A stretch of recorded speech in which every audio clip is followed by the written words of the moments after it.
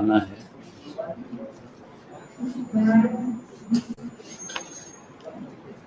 लेकिन आज जो अखबार में छपा, राज्य सरकार की ओर से जो हल्फनामा जिसको बोलते हैं, सुप्रीम कोर्ट को दिया गया, उससे ये बिल्कुल स्पष्ट प्रतीत होता है, उस हल्फनामा को देखने के बाद हम कह सकते हैं कि राज्य सरकार राज्य में जो बड़ी तादाद में घुसपैठ हुआ है और कहीं ना कहीं उन सारे लोगों को बचाने की वो कोशिश कर रही है।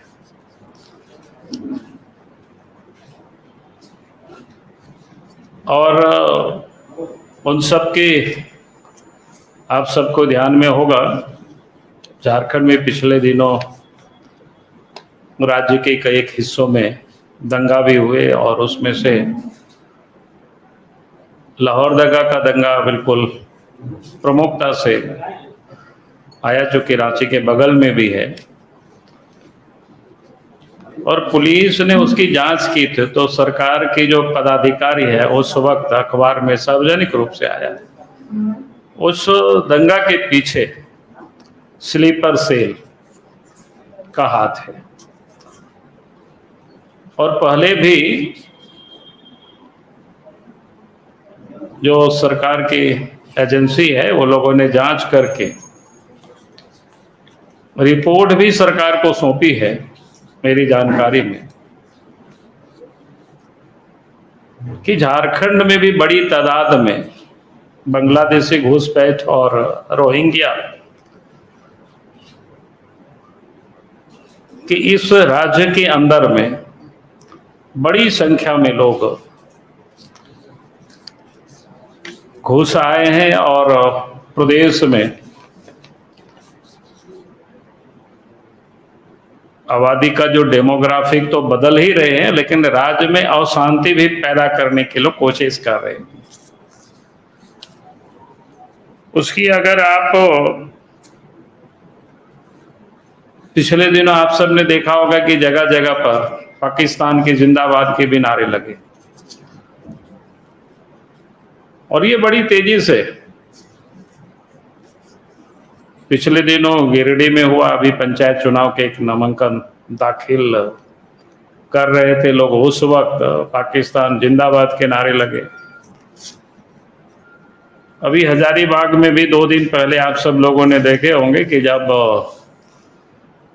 पंचायत चुनाव में जीत का लोग जश्न मनाते हैं, उसमें भी पाकिस्तान की जिंदाबाद लगे। यानी ये जो विदेशी ताकत है, घुसपैठिया है, आज वो जैसे सिर चढ़ करके जिसको बोलते हैं, बोल रहे हैं, जिंदाबाद कर रहे हैं, ये उसी का ही नतीजा है। क्योंकि राज्य सरकार स्पष्ट रूप से हम कह सकते हैं कि ऐसे लोगों को संरक्षण दे रहे हैं, और ये जो घुसपैठ किए हुए उनके मनोबल भी बढ़ रहा है। आपको याद होगा हमने उस वक्त मामला को भी उठाया था जब कोरोना प्रारंभ हुआ था, और उसमें से कुछ तबलीगी जमात में से कुछ विदेशी पकड़ाए थे, और रांची और लाहौरदगा साइड से रातों रात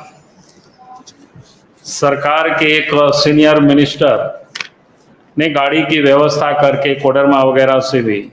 जहां जहां लोग बाहर से थे, तो उन लोगों को रातों रात फिर, क्योंकि झारखंड और बंगाल और बांग्लादेश का बॉर्डर बिल्कुल नजदीक पड़ता है, उन लोगों को यहाँ से हटा दिया गया था। उस वक्त मैंने सरकार को भी पत्र लिखा था उस संदर्भ में कि उसकी जांच होनी चाहिए। तो कहने का अर्थ है कि इस प्रकार की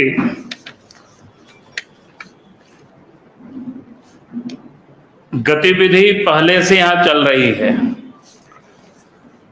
और उसके बाद अगर आप कहें कि संथाल परगना का, खास करके साहेबगंज और पाकुड़ जिला में तो डेमोग्राफी इतनी बदल गई है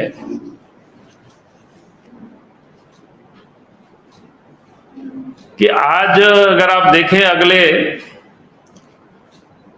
जब भी यानी अगर लोकसभा और विधानसभा का क्या कहते हैं परिसीमन होगा, पुनर्गठन होगा, तो आप देखेंगे वो सारी सीटें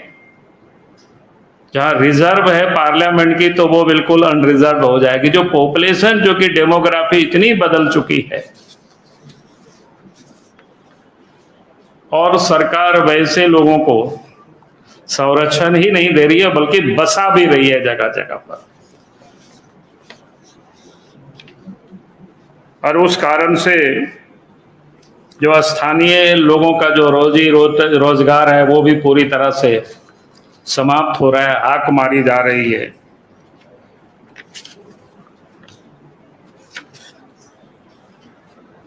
और इसलिए आप देखें कि लगातार अब धार्मिक जुलूस हो, चाहे वो पहले हिंदू मुसलमान तक ही हम लोग देखते थे, रामनवमी या दुर्गा पूजा वगैरह में, अब तो देखने ये भी आया कि सरहुल जैसे जैसे ट्राइबल लोगों की, जहां बिल्कुल नाचते गाते हुए लोग जाते हैं, कोई और जिंदाबाद मुर्दाबाद भी वो नहीं लगाते हैं, उनकी जुलूस को भी अब रोकने की लोग दुस्साहस कर रहे हैं। तो ये बिल्कुल जिसको कहते हैं कि लगातार ये जो हमले भी बढ़ रहे हैं, तो मैं कह सकता हूं कि आज जो झारखंड प्रदेश में हेमंत सोरेन के नेतृत्व में जो सरकार चल रही है, कांग्रेस के इस नेतृत्व में सरकार चल रही है, राष्ट्रीय जनता दल के नेतृत्व में सरकार चल रही है, तो ये जो बांग्लादेशी घुसपैठिए है और रोहिंग्या है, इन सब को एक प्रकार से संरक्षण दे रही है। अब बंगाल और झारखंड और ये जो बांग्लादेश से सटा हो उस सीमावर्ती क्षेत्र में आज पूरी तरह से जिसको कहते हैं ना डेमोग्राफी बिल्कुल चेंज हो चुकी है। इसलिए हम सरकार से ये मांग करते हैं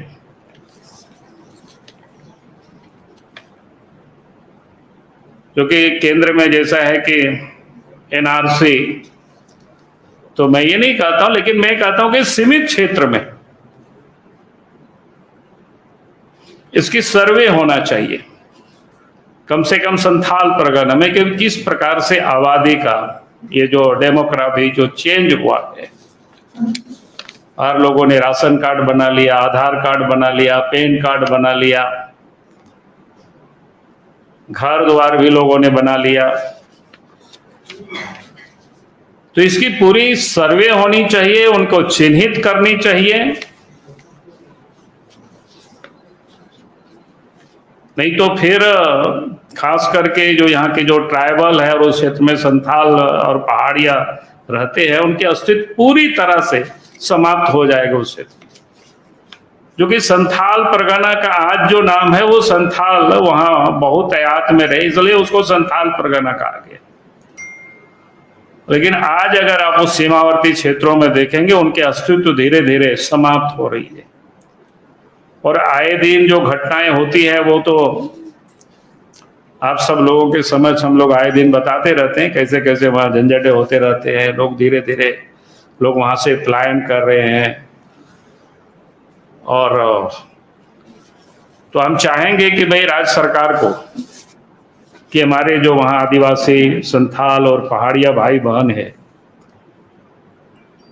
उनकी आबादी वहां बनी रहे, उनकी कमी नहीं हो, और बाहर से जो भी लोग आए हैं उनको चिन्हित करके फिर हमें झारखंड से उनको वापस करनी चाहिए, ताकि वहाँ की जो डेमोग्राफी है वो ठीक प्रकार से फिर से स्थापित हो, बनी रहे। क्योंकि आज मैंने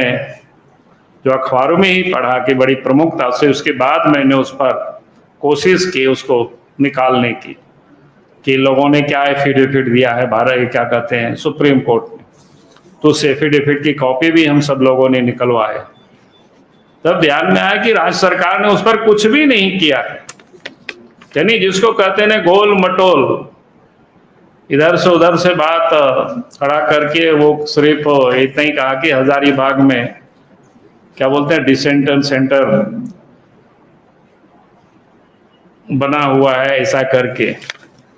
यानी यहाँ उनको चिन्हित करेंगे, पहचानेंगे, इस दिशा में कुछ कार्रवाई करेंगे, इस पर बिल्कुल सरकार मौन है। यानी एक प्रकार से सरकार वैसे लोगों को संरक्षण दे रही है क्योंकि उनको अपने बोर्ड के रूप में देख रही है,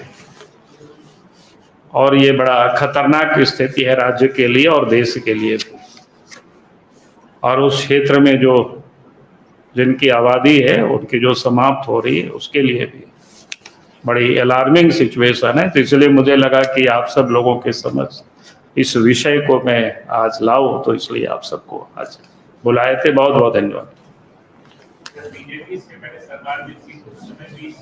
काफी चर्चा और बातचीत हुई। उस समय प्रत्याश पर कोई सर्वे हुआ है, कितने लोग आए हैं? नहीं, अभी तक सर्वे नहीं हुआ है, लेकिन जिस प्रकार से उस क्षेत्र का जो डेमोग्राफी बदला है, हमने जो लगातार हम घूमते रहते हैं तो हमने जो फील किया है, और फिर जो हमने कह रहे हैं कि लगातार जो घटनाओं की जो दौर भी जो हम देख रहे इन दिनों, पहले पाकिस्तान जिंदाबाद के नारे कहीं नहीं लगते थे, लेकिन अब तो खुल करके लगने लगे। अब सरकारी, जैसे हमने कहा कि लाहौर दग्गा में भी घटनाएं हुई, पहली बार दफा जो घटनाएं हुई थी 2 साल पहले, उस वक्त हमने कई पुलिस पदाधिकारी से बात की और उन लोगों ने कहा कि स्पष्ट रूप से कि वे उन क्षेत्र में रोहिंग्या आ करके बसे हुए हैं और धीरे धीरे उनको जगह दे रहे हैं, बल्कि ट्राइबल की जो जमीन है उस पर उनको बसाया जा रहा है और ट्राइबल को वहां से धीरे धीरे हटाया जा रहा है, भगाया जा रहा है, खदेड़ा जा रहा है। और इस प्रकार की रिपोर्टें जगह जगह से आ रही है, तो ये बड़ा भयावह स्थिति है। अब हमें सचेत होना चाहिए और सरकार को इस पर संज्ञान लेनी चाहिए। सरकार की तो मंशा है और सुप्रीम कोर्ट में दिख रही, तो क्या बाबूलाल जी ये कहना चाह रहे हैं कि अगर भविष्य में बीजेपी सरकार बनेगी तो सर्वे करा के बाहर किया जाएगा इनको? निश्चित रूप से झारखंड में भविष्य में सरकार बनेगी तो जरूर क्षेत्रों में सर्वे कराया जाएगा कि भाई लोग कहाँ से आए हैं, इतनी बड़ी तादाद में कैसे आबादी का जो डेमोग्राफी किस प्रकार से चेंज हुआ है, और इसको सर्वे कराया जाएगा क्योंकि ये जरूरी है, ये सरकार की ड्यूटी है। बाबूलाल जी ने सिर्फ हेमंत सरकार के कार्यकाल में ही अचानक से बदलिया आ गए। नहीं, मैं ये तो नहीं कहा कि हेमंत सरकार में आ गया, मैंने ऐसा नहीं कहा। हमने कहा कि आज उस क्षेत्र में जो डेमोग्राफी चेंज हुई है, और चूंकि सुप्रीम कोर्ट ने राज्य सरकारों से मांगा था और उसमें सुप्रीम कोर्ट में इन्होंने हल्फनामा दायर किया,